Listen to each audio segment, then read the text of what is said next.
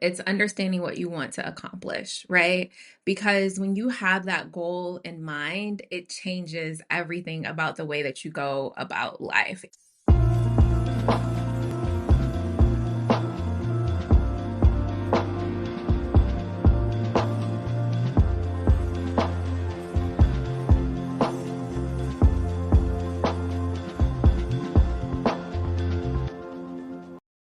Hey, hey, and welcome back to the Amanda Kaufman Show. I'm joined today by my friend Tania Brielle Mabry, and she is a expert in money and in wealth. And I'm so excited to have her on the show today. How you doing today, Tania? I'm amazing, Amanda. Thank you so much for having me on the show. I'm excited to be here. I love it. I love it. So I understand you do coaching, you do speaking. Like how do you help people with money specifically? Yeah, so I feel like what holds people up a lot of times when it comes to finances isn't just the numbers, right? It's about the mindsets, the experiences, the psychology, and the emotion. And when I was on my own wealth building journey, I'm still on it. But when I was starting it, I found out that so many of the books that I was reading just kind of dealt with the technical application, but they didn't deal with the culture and so many other factors. So for me, I like to take a more comprehensive approach to finance and to wealth building and look at the full picture of the things that impact our wealth and not just the numbers. Oh my gosh, I love that. That's so super powerful. So, like, if this was a 3-minute podcast, like, what would be the number one thing you wish people knew about creating wealth and money? Yeah, so the number one thing that I tell people all the time is that income is not the goal. So many times we are taught to go to school, get a good job, and then like we think that that's going to be the path to wealth building and that income is going to be the key. And it's not. It's really about net worth. Net worth building is the key. And so many times people don't use that as the measuring stick. Sometimes people have never even calculated their net worth. So I am a huge proponent of using that as the framework for your wealth building. I love that. One of my favorite stories is about this janitor, and as we know, janitors don't get compensated very, very much for their time and their hard work. But this janitor passed away after working in a school for most of his life, and he left an endowment of over $8 million as a Mm, janitor. And, mm. and I think it really speaks to what you're saying is that income is for sure required. Like we all got to earn money. However, he was simply smart with his time, his frugality, and his intentionality that he had the net worth to be able to leave an endowment like that. Yes, I love that story. Yeah, yeah, that's so good. So, okay, I'm just so curious. Like, when you went on your wealth journey, you're reading these books, you're learning the technicalities, but why? I guess, like, it's important to send the elevator down, but I love asking, like, entrepreneurs, but why this? You're clearly very intelligent. You've obviously figured things out. You're on your own wealth journey, as you said, but just the way you answered that question, I was like, this gal could probably do almost anything. Like, why this? Why focus on this community? Why do you feel this is such a problem in the world that really deserves to be solved? Yeah, I feel like this line of work chose me. I didn't choose it. Like, I spent 20 years in technology and tech sales. And during COVID, it was a COVID project that God put on my heart to write a book about my own wealth building journey.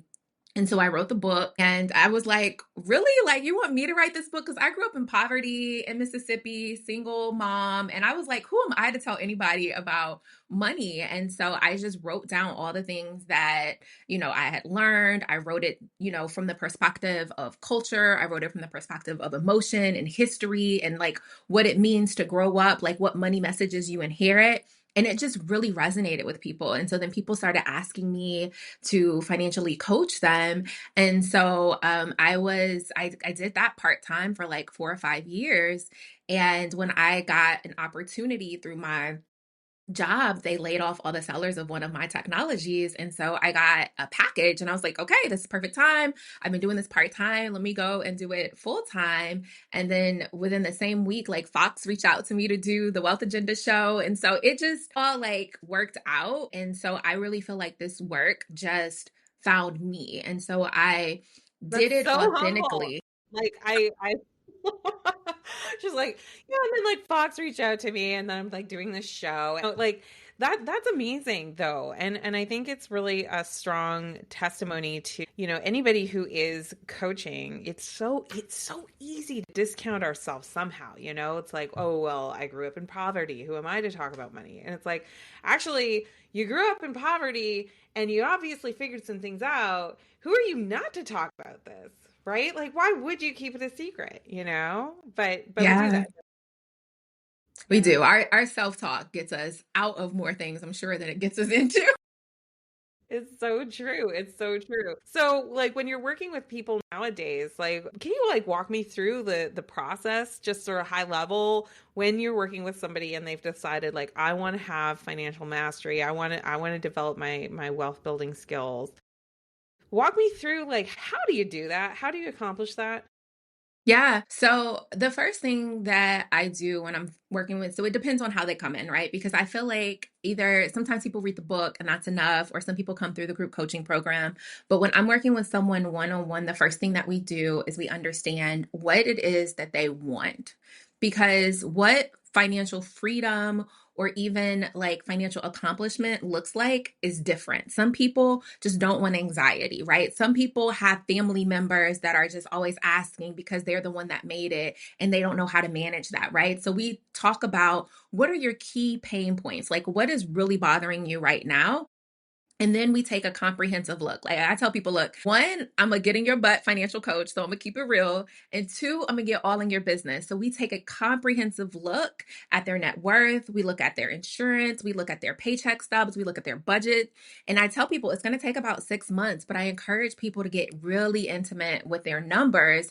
And so that's the process. We talk about their goals. We talk about where they are. We talk about where they want to go. And then we're like, all right, are you on track to get there or not? What do you need to know? What do you need to understand? What issues do you need to face within yourself, right? Because the numbers are going to tell the truth. Like I always And say, that's it. Yeah, that's budgets will tell true. you the truth. And so we just do the hard work. And, sometimes it's, hey, let's just make these tweaks. Sometimes it's tears and it's mistakes and it's really like weighty things that you have to work through. And so we just start at the beginning and then we take a comprehensive approach. We fine tune along the way and then we say, okay, where do we want to go from here? And so that's been the process. It. So you're working like with people personally on this generally, right?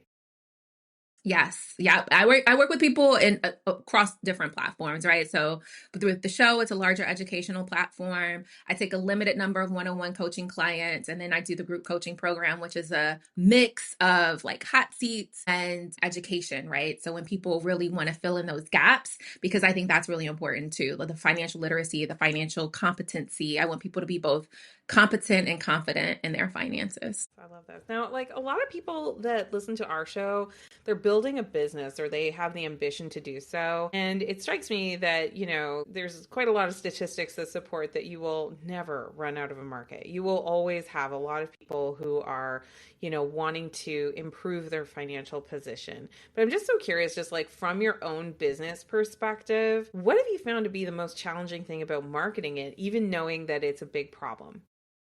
Yeah, I think the two things that I say is that I look to market for people who know they want to be better and are ready to do the work. And that second piece is so important. And sometimes people will even reach out not realizing that they're not ready, right? And you can tell by the way that they follow up or by the way that they, interact or they say, "Yeah, I'm ready."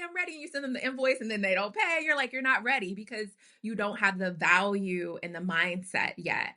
And I think that even with entrepreneurship, so many people have business dreams and ideas and goals. And what keeps them from really even achieving that is their own personal finances.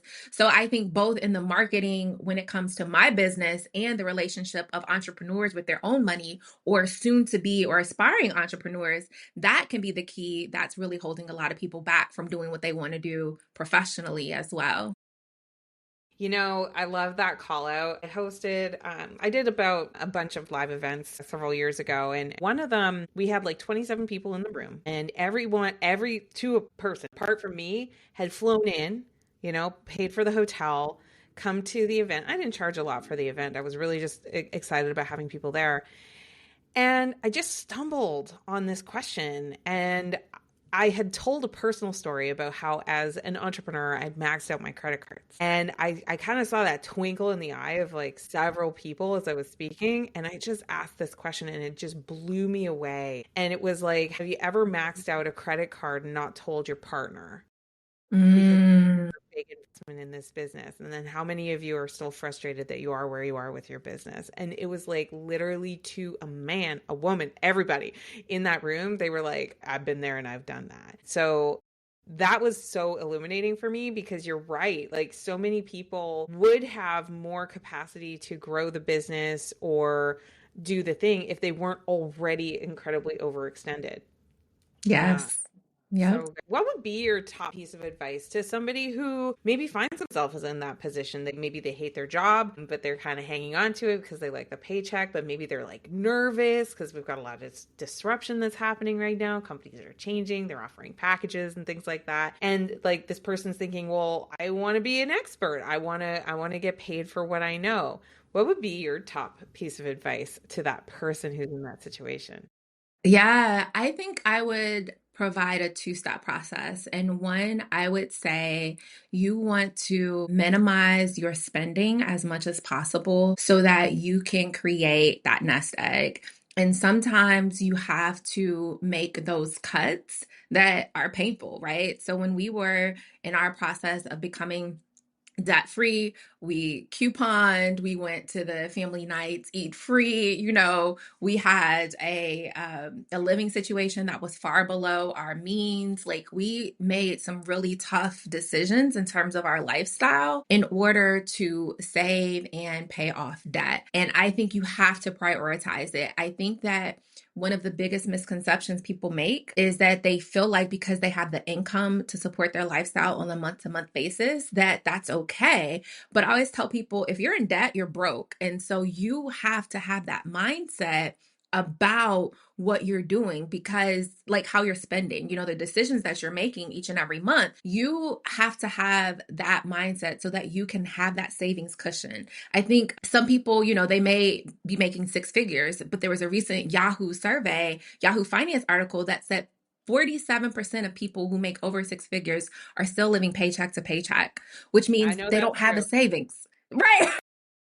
I know that's true, right? I know that's true. I have too many friends that I know that that is like absolutely their reality. And I agree with you. I think like lifestyle creep is one of the biggest saboteurs of being able to make new investments.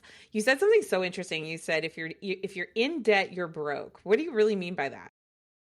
I mean that sometimes people, because that's the net worth mindset, right? So let's say you have $5,000 in income per month. So you're spending, 5,000, right? You feel like you can, but you have $10,000 in credit card debt. Well, if you don't, have any other assets or anything like that, then that That's it. $10,000 means you don't have $2,000 of disposable income, regardless of what your monthly income minus expenses says. You're broke. You need to go pay that off. And so until you pay off your debt, especially your consumer debt that's not producing value, then you're broke. And I think people don't think about it that way, right? And so I Uh-huh. think that lifestyle creep is the number one advice that I you think I think you're right. I think there's a lot of like kicking the can down the road, using debt to just like avoid a pain in the moment and having kind of that mistaken thinking that you're, making a cutback on your lifestyle is like all that painful. And I'm like, well,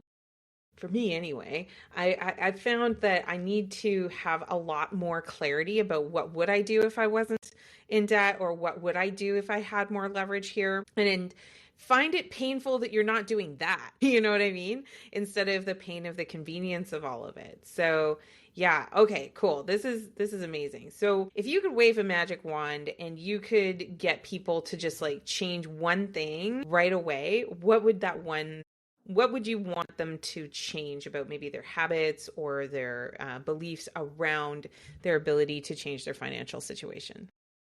I think it's what you just said. It's understanding what you want to accomplish, right?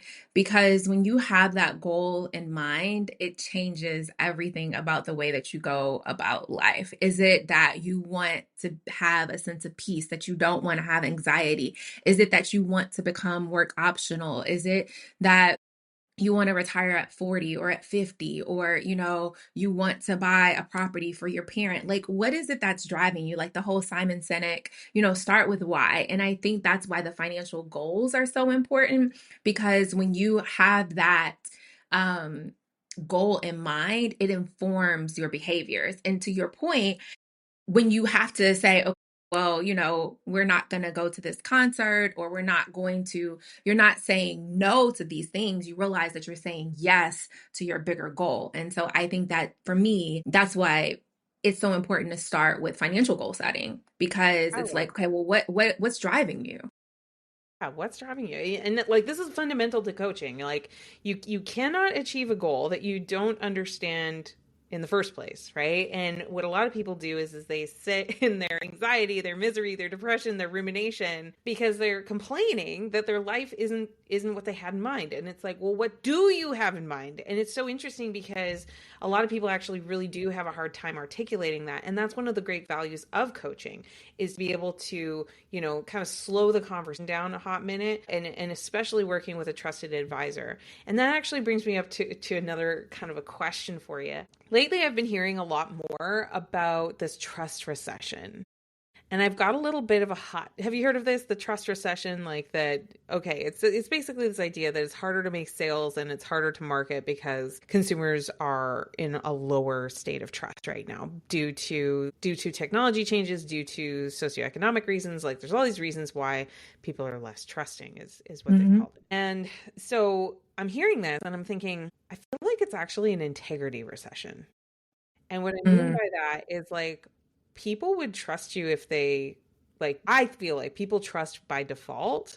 And so if there's a reduction in trust, the next natural question is like why? And I think about your space. I think about, the financial industry. And a lot of people I think feel maybe like tricked or bamboozled or like they can't trust because I mean you can't go to a friggin' underwear store without being offered a new credit card. You know what I'm talking about, yeah, right? Like you yeah. reach for credit cards and Would you everything. would you like would you like this line of credit with that bra?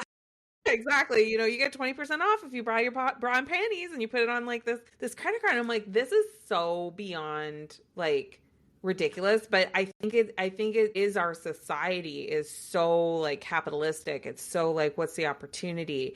And it really preys on our standard of education around finances as well. And Yes. so to me, I'm like, I think there's an integrity recession. Like, I think that there's a lot of people that are like creating these ridiculous scenarios where it's like, why are you going into debt over bra and pennies? Like, why are you doing that? But people do, right? And so I'm just so curious, like, what's your take on that and the distrust that people have in being able to talk to someone like yourself and tell the truth and be real and be raw with like where they are to begin to get the support that they need because the support can speed you up considerably against your goals, but like the longer you leave it and the longer you ignore it and the longer you cast it aside. And by the way, if you happen to have that credit card, like, no worries. I'm bringing it up because my husband came home with it one day. And I was just like, what the heck are you doing? Right? Don't worry, we paid it off. But the point is, No judgment. right? It's just like there's such this entanglement, I think, of like people paying so much to like even have access to money and it's so normalized to take on debt for frankly very silly reasons. So like what's your take on that? Where do you think we are as a society on that? Yeah, I think it's both things, right? I think it both is a trust recession, and I think especially with everything that you said going on in our social economic and macro political landscape and macroeconomic, that people making choices have a higher risk when you have less resources, or you have less resources to replenish if you make a wrong decision. And so I think that that sense, and in some ways it's a scarcity mindset, and in some ways it's a reality, right? And so when you have that as your backdrop, it makes you more cautious. So I think there is that sense of a lack of trust just going on, or erosion of trust, because if you make the wrong decision, there's a bigger consequence, right? And I think that people have, been scammed and schemed, and not just in finance, in every industry, right? The amount of people that are scamming seniors just, in everyday ways, like, you won this contest, like, there's just a lack of an erosion of integrity, period. And so what I tell people is, but don't throw the baby out with the bathwater, right? Like, you still have, to your point about working with advisors, working with professionals, still has tremendous value. And so what I tell people, like my clients, because I'm a financial coach, I'm not a financial advisor. And so I help people to build their teams. And so I say, listen, what you want to do is ask for referrals. What you want to do is follow those people for a while, get a sense of what they're doing and what they're about. Watch podcasts, get a sense of who they are. They have a book, read it, right? Do multiple interviews, have your questions set up, and then see what the contractual language is, right? So I have a minimum amount of time that I want to work with, that I work with people one-on-one. And then after that, you're free to go, right? So it's not a forever commitment. And then find out what structure works for you. For people in this industry, some people are hourly, some people are fee-based, right? And so sometimes there's more, some people are hourly, some people are percentage-based. And so there's the flat fee, there's the hourly, and then there's a percentage of assets under management. And so you have to make a determination of what model works best for you. And then, like, trust your gut, but it may be some trial and error, but don't put everything on the line. So if you want to work with a financial coach, then that person's not going to have access to your, investment portfolio and is managing your money today. Or if you want to work with a financial advisor that may manage your portfolio, then maybe you feel better with just a flat fee arrangement versus a percentage, because you don't know what they're putting, you in, or what their motivations are. So I would just say, do your research. It's not forever. Figure out, like, the minimal level of exposure that you're comfortable with, but still make those decisions, because over time it's going to pay off. Or if you just can't do it, then do the research, do the education. I mean, the information is out That's there. You it. just have to go out and get it. Yeah, yeah, that's so true. That's so true. I feel like we could talk for like several hours here. However, I didn't book you that long. So, what is the best way for people to follow you? Yeah, so I love LinkedIn. I was like, are you choking? God bless you. I'm so sad that our conversation is concluding that I'm choked up. Yes, but LinkedIn, Tania Brielle Mabry, people can reach out there. Yeah, great. Awesome. And we were talking about a really amazing gift that you may have for our guests. So what is that? Yes. Yeah. So on my website, briellemabry.com, is a free financial starter kit where you can grab a calculator that's going to help you to calculate your net worth, which is such an important starting point. So yeah, I love this. I love this. One of grab my it there. favorite like t-shirts and mugs of all time is, ooh, this calls for a spreadsheet. So I'm definitely going to be checking out your spreadsheet. I love it. So good. Hey, dear listener, don't forget to subscribe, because you just never know. You might run into another Tania that you absolutely need to hear from here on the show. Below in the show notes in the description, you're going to see all her links that you can follow up with her, check out her website, send her a connection on LinkedIn, all the good things. And don't forget to rate the show. That helps people to find it, to make the choice to listen to us. And hey, if you've got a friend that you know that they have been talking about making their money right, but they haven't quite done so, grab the link to this episode and send it over to them so they can think about it while they're out for a walk or washing the dishes. All right, y'all, make sure that you do what matters, and I'll see you in another episode. Thanks, Amanda.